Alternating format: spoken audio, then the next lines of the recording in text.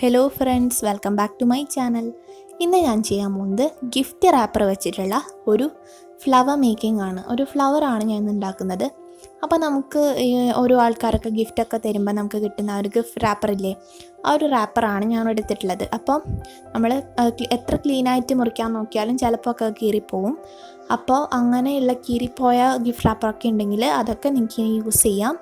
അപ്പോൾ ഞാൻ അതേപോലെ ഒരു ഗിഫ്റ്റ് റാപ്പർ എടുത്തിട്ടുണ്ട്. എന്നിട്ട് അതിനെ ഞാനൊരു റെക്റ്റാങ്കിൾ ഷേപ്പിലാണ് കട്ട് ചെയ്തെടുത്തിട്ടുള്ളത്. നീളത്തിൽ ലെങ്ത്ത് കട്ട് ചെയ്തിട്ടുണ്ട്. അതേപോലെ ബ്രെഡ്ത്ത് വളരെ ചെറുതായിട്ടാണ് എടുത്തിട്ടുള്ളത്. അപ്പോൾ അതിൻ്റെ മെഷർമെൻ്റൊന്നും ഞാൻ പറയുന്നില്ല, നിങ്ങൾക്കിഷ്ടമുള്ള മെഷർമെൻറ്റിൽ നിങ്ങൾക്ക് എടുക്കാം.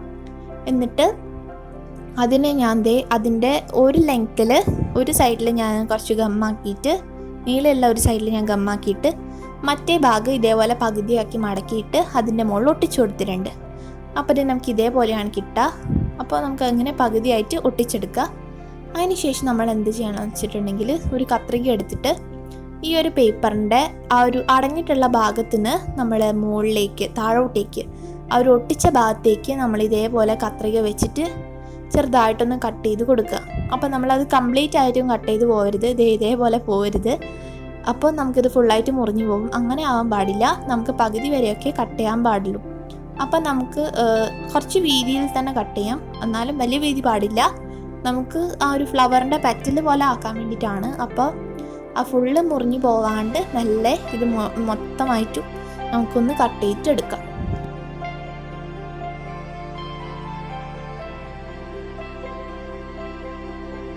അപ്പോൾ ഇത് ഞാനിതെല്ലാം ഇതേപോലെ കട്ട് ചെയ്തെടുത്തിട്ടുണ്ട് കേട്ടോ.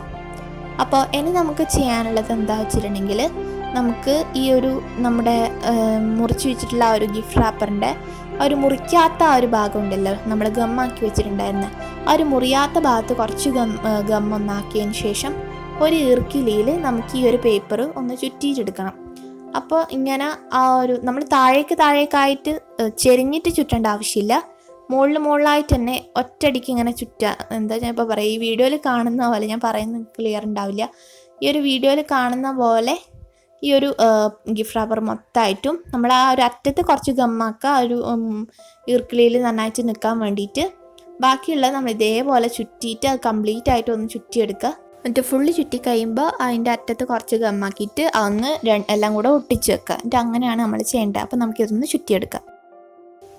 അപ്പോൾ അതേ ഞാൻ ഇത് കംപ്ലീറ്റ് ആയിട്ട് ചുറ്റിയെടുത്തിട്ടുണ്ട്. അപ്പോൾ ഇതേപോലെയാണ് കേട്ടോ ഞാൻ ചുറ്റാൻ ഉദ്ദേശിച്ചത്. അപ്പോൾ അങ്ങനെ ചുറ്റിയെടുക്കുക. ഇനി നമുക്ക് ഈ ഒരു ഈർക്കിളീൻ്റെ കുറച്ച് ഭാഗം ഒന്ന് കട്ട് ചെയ്ത് മാറ്റാം. നമുക്ക് ഇത്രയും നീളം ആവശ്യമില്ല. അപ്പം നിങ്ങൾക്ക് എത്ര നീളമാണോ വേണ്ടത് ആ ഒരു ലെങ്ത്തിൽ ഈ ഒരു ഈർക്കിളി ഒന്ന് കട്ട് ചെയ്ത് മാറ്റുക. അപ്പോൾ ആ ഒരു ഭാഗം നമുക്കൊന്ന് മുറിച്ചെടുക്കാം. അപ്പോൾ ഞാൻ മുറിച്ച് കളഞ്ഞിട്ടുണ്ട്. ഇനി നമുക്ക് ഈ ഒരു ഈർക്കിളീനെ ഒന്ന് കവർ ചെയ്തെടുക്കണം.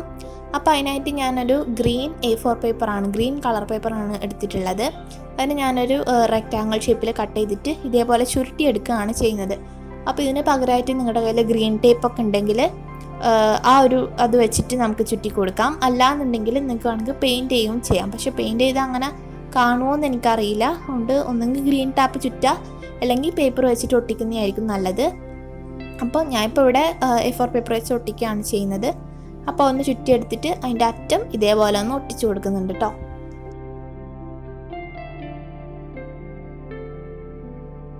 അപ്പോൾ അതിന് നമുക്ക് ആവശ്യമായിട്ടുള്ളത് ലീവ്സാണ് ഈ ഒരു ഫ്ലവറിൻ്റെ.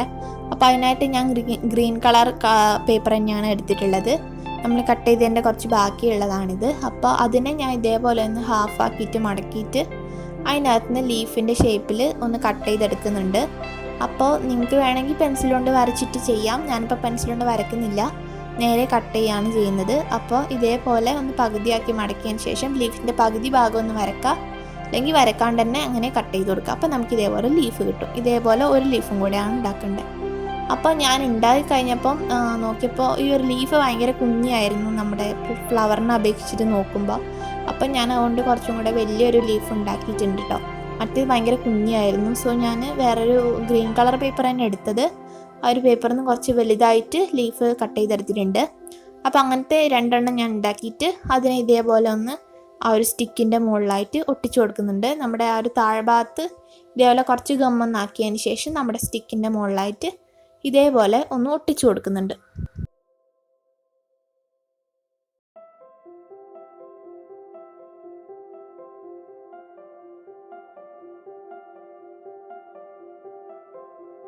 അപ്പോൾ ഇത് ഒട്ടിക്കഴിയുമ്പം നമ്മൾ ഈ ഒരു ലീഫിനെ ഇതേപോലെ ഒന്ന് വളച്ചിട്ട് കൊണ്ടുവരണം. അപ്പോൾ ഗമ്മ് നന്നായിട്ട് ഒട്ടിക്കഴിഞ്ഞിട്ട് വേണം നമ്മളിത് ചെയ്യാൻ. ഒട്ടിച്ച പാട് ചെയ്താൽ ലീഫ് അങ്ങ് ഇളകി വരും.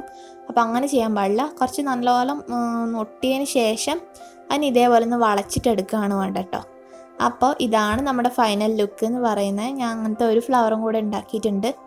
അപ്പോൾ ഇതേപോലെ കുറേ ഫ്ലവറൊക്കെ ഉണ്ടാക്കിയിട്ട് നിങ്ങൾക്ക് ഇതേപോലെ ഒരു ഫ്ലവർ പോട്ടിലൊക്കെ വെക്കുകയാണെങ്കിൽ നല്ല അടിപൊളിയായിരിക്കും കാണാൻ, നമ്മുടെ ടേബിളിലൊക്കെ വെക്കുകയാണെങ്കിൽ. അപ്പോൾ ഇതിപ്പം ഞാൻ ഇതിന് മുമ്പുള്ള കഴിഞ്ഞൊരു വീഡിയോയിൽ ചെയ്ത ബോട്ടിൽ ആർട്ട് ഉണ്ടായിരുന്നു. ആ ഒരു ബോട്ടിലാണ് ഞാൻ ഇട്ട് വെച്ചിട്ടുള്ളത്. അപ്പോൾ ഞാൻ 2 ഫ്ലവേഴ്സേ ഉണ്ടാക്കിയിട്ടുള്ളൂ. നിങ്ങൾക്ക് ഇനി കൂടുതലൊക്കെ ഉണ്ടാക്കി നല്ല അടിപൊളിയാക്കാം. അപ്പോൾ ഇന്നത്തെ വീഡിയോ നിങ്ങൾക്ക് എല്ലാവർക്കും ഇഷ്ടപ്പെട്ടു എന്ന് തന്നെ വിചാരിക്കുകയാണ്. ഇഷ്ടമെങ്കിൽ ഒന്ന് ലൈക്ക് ചെയ്തേക്കുക, ഷെയർ ചെയ്യുക. ഈ ഒരു വീഡിയോ നിങ്ങളുടെ ഫ്രണ്ട്സിനും ഫാമിലിക്കൊക്കെ ഒന്ന് ഷെയർ ചെയ്യുക. അതേപോലെ എൻ്റെ ചാനൽ ആദ്യമായിട്ട് കാണുന്നവരൊക്കെ ഒന്ന് സബ്സ്ക്രൈബ് ചെയ്ത് എന്നെ സപ്പോർട്ട് ചെയ്യുക. അപ്പോൾ എല്ലാവർക്കും നല്ലൊരു ദിവസം ആശംസിക്കുന്നു. Thanks for watching.